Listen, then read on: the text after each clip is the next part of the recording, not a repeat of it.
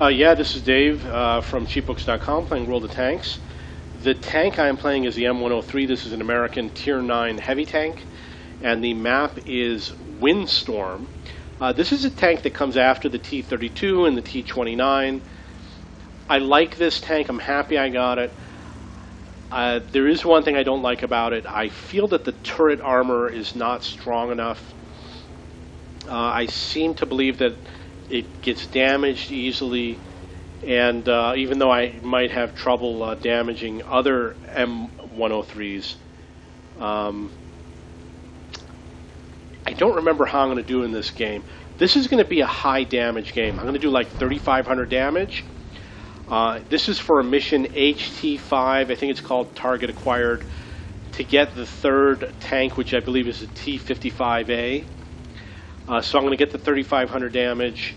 I don't know if I'm going to kill anybody, but that's not important, obviously. What's important is that I completed the mission. I'm a very aggressive player. I like to hunt down the enemy. It's difficult to do it by yourself, you know, but it's rare that you run into 10 tanks. Oh, okay. This is one of the highlights of my life. There's me and there's the M46, and one of us is going to live and the other one is going to die. Watch and enjoy. This is the way you play the game. Okay, so I do shoot at the tracks. When you shoot at the tracks, you use up the repair kit.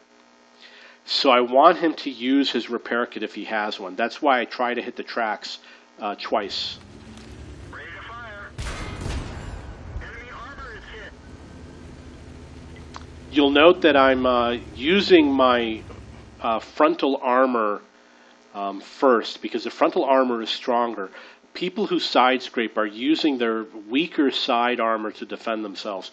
And you can do the same thing by using your stronger frontal armor to defend yourself. And it makes no sense to side scrape when you can use your stronger frontal armor. And if they hit your track, chances are they're just going to damage their track. So learn to angle properly with the frontal armor.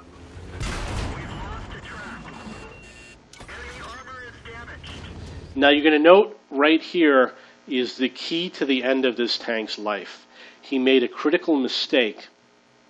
Let's see what happens.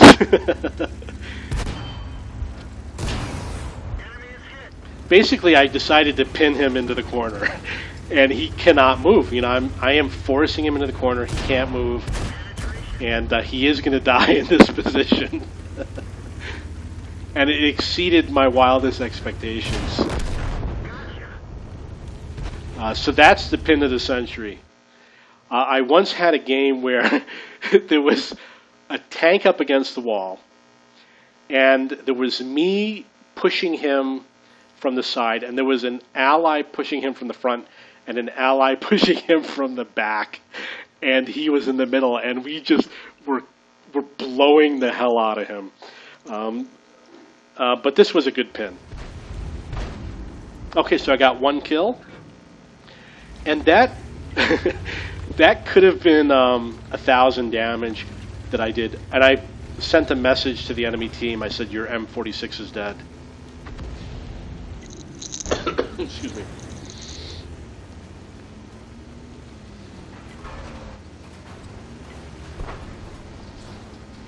Okay, so as you can see, they did not enter the town. So I'm basically shooting on their base right now. They made a big mistake. They only put 2 tanks into the town. Let's see what the other one is. Maybe they had more that died. I don't know. The 5120. So I'm going to probably go across their base.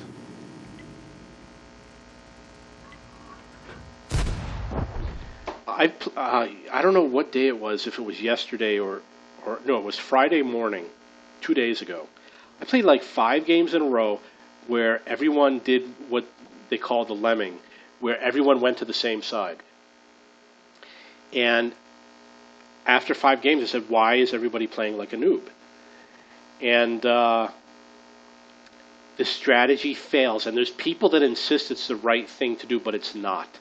This is an example why. Because what I'm probably going to do, I don't know if it's going to happen or not, it's happened in similar games on this map. When you leave a flank open, that means that I'm going to go around and I'm going to get behind the enemy tanks, and we're going to be shooting at them from the front and the back. That's probably what's going to happen in this game.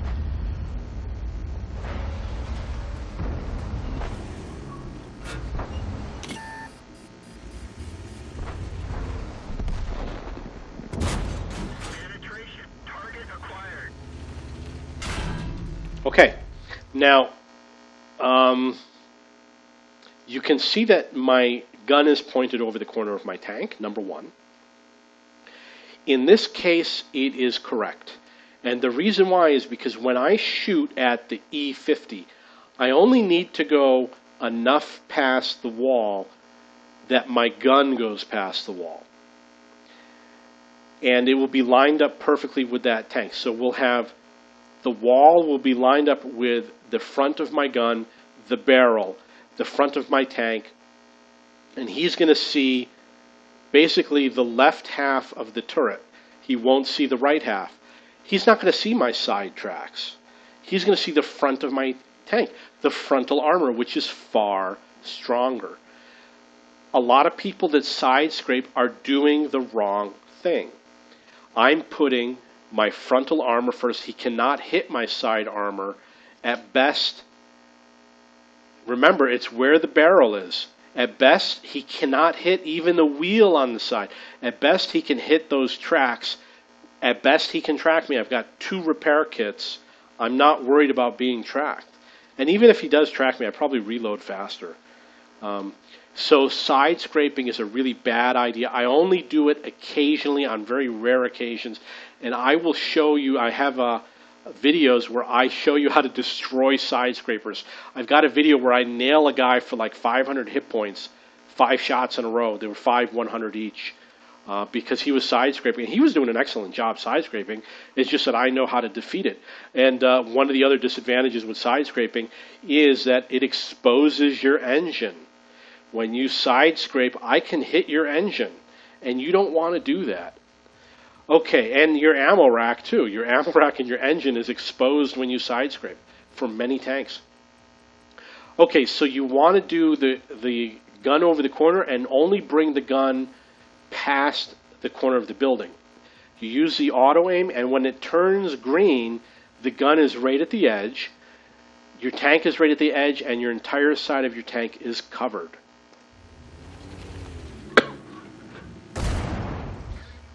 You can see that I took a different angle. Let's see if we can see what he sees. That's what he sees. I need to sneeze.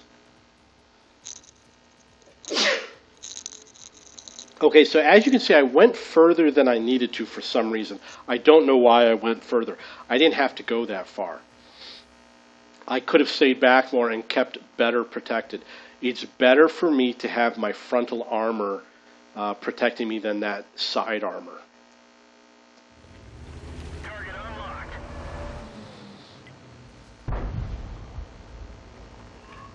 Ready to fire. Enemy armor is hit. You'll notice that I'm constantly adjusting the angle of my tank. I used to do it. I used to actually look overhead and adjust it, but now I can tell.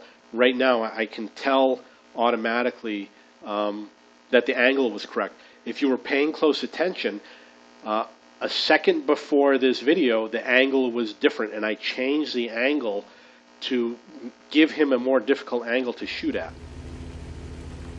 Target released. Enemy is hit. I couldn't believe that he allowed me to hit him so easy. Enemy armor is destroyed. So I got 3 kills. You'll notice that I'm going after the E50, and I'm still doing a similar angle. Unfortunately, okay, you can't see it, but he's going to see my frontal armor. He's not going to see my side armor. And what I did was I'm watching my reload counter. When I reverse and it gets halfway, I start going forward again. And what I do is exactly at the point where it's reloaded is when I expect to cross over this line and fire. But he left, so I couldn't shoot him. But I'm going to use the same technique at the next location. Okay, he's dead. Now, one thing you can do in this location is you can actually climb up here, and you can use this observation point to snipe on the enemy. Keep in mind, they still have artillery at their base, and that would be a good sniping point to shoot at their artillery.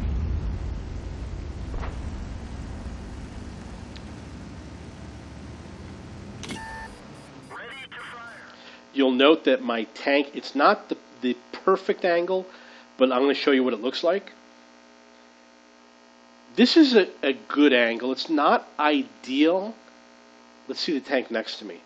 I would say that the tank next to me is a little bit too far, and mine is a little bit not enough, but it's a good angle. It's a better angle than the tank next to me, but it doesn't matter because that guy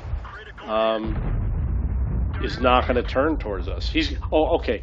I seem to recall that he does turn, and I keep trying to track him, and I'm going to learn something very important about this game. The T95 has 4 tracks. If you hit one of them, the other 3 are going to be fine. So I think what's going to happen is you're going to clearly see that I hit one of the tracks, and unfortunately he's going to keep turning, and I was surprised at how difficult it was to track him.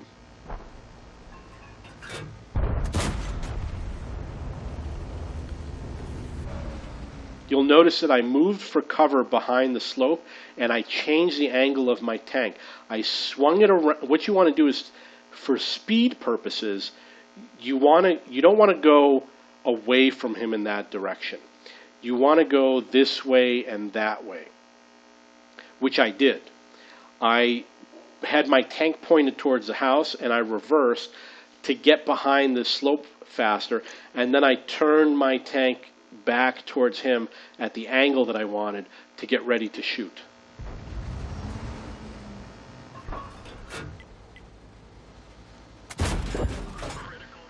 Okay, so I did track him. You'll notice that 1 out of the 4 was tracked.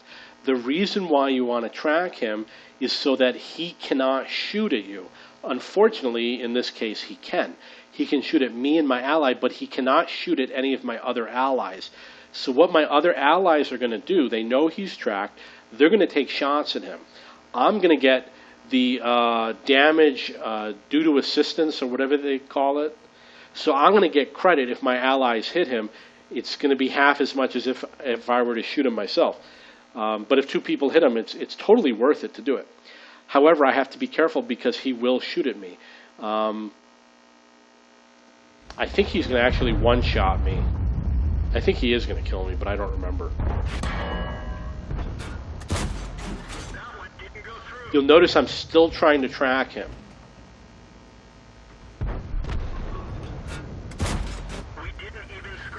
And then I reverse for safety. And when it's halfway reloaded, I move forward again to take another shot. Let it aim in. Reverse. When it's halfway reloaded, I'll go forward again.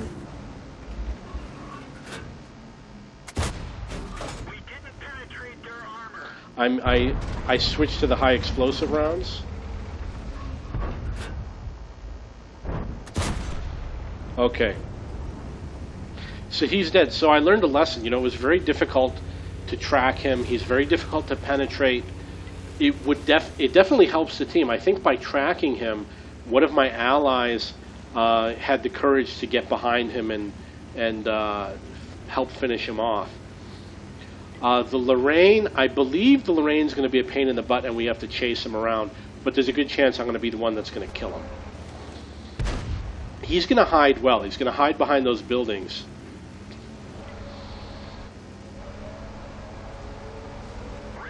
And I missed many opportunities, well, maybe one, but I missed my chance to get him, and I'm going to have to travel further in order to find him. And he's going to be a little sneaky, you know, he's going to be a difficult guy to get.